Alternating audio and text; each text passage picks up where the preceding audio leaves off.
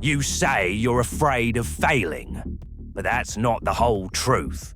A darker part of you is relieved when you fail, because failure gives you something success never does. An excuse to stop trying.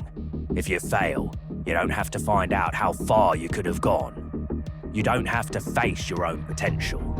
You don't have to become responsible for the life you keep pretending you want.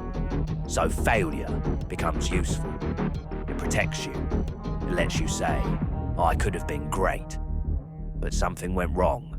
And Dostoevsky understood this better than almost anyone, because deep inside the human soul, there is a creature that does not want freedom. It wants an excuse. Are you ready to rock?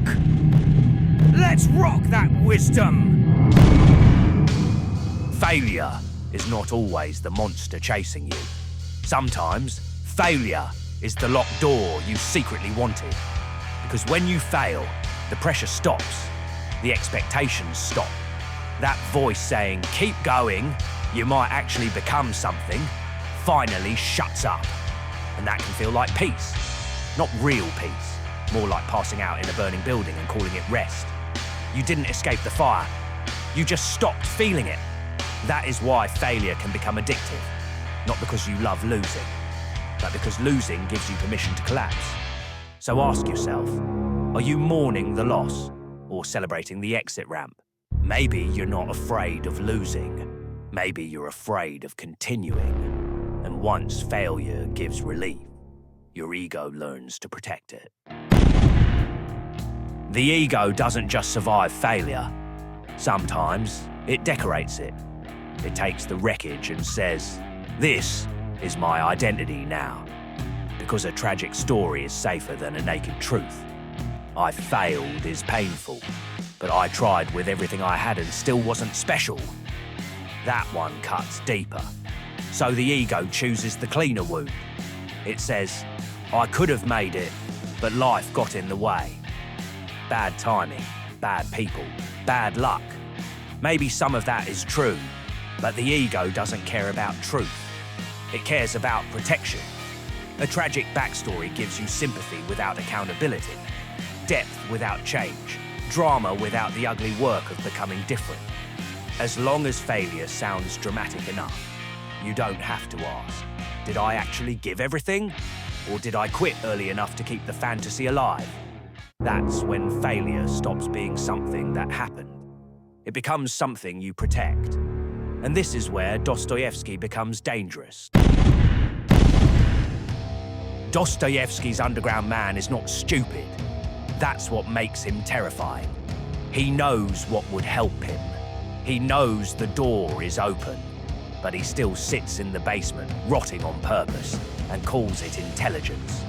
In Notes from Underground, Dostoevsky gives us a man who understands himself almost perfectly and still chooses ruin.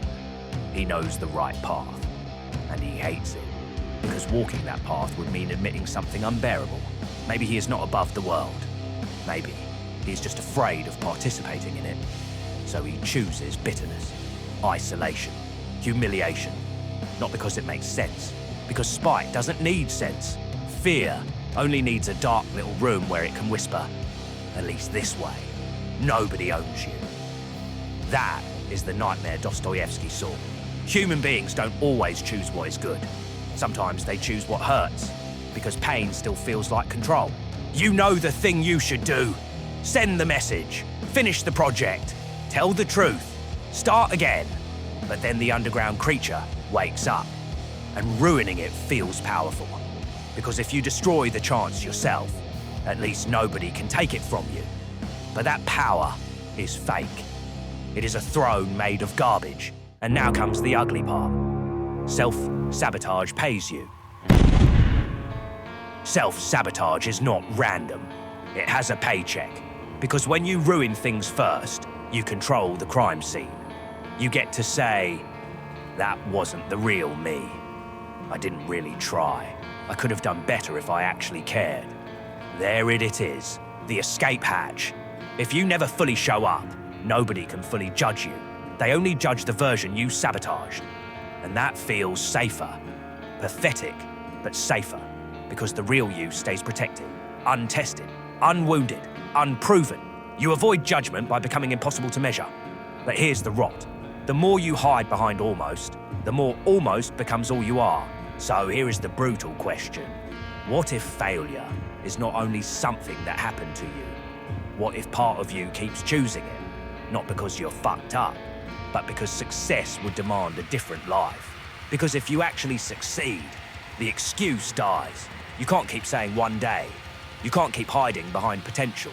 Success would make you responsible for your habits, your standards, your time, your ugly little bargains with comfort. Maybe missing protects the fantasy. Because as long as you fail, you can still imagine the version of you that could have won. But if you try fully, then you meet the truth. Maybe you're great, maybe you're not. But at least the ghost dies. So ask yourself, what failure are you secretly using as shelter? What excuse are you keeping alive because without it, you would actually have to begin? Look that answer in the eye. If it flinches, good. That means you found the door. Now, open it.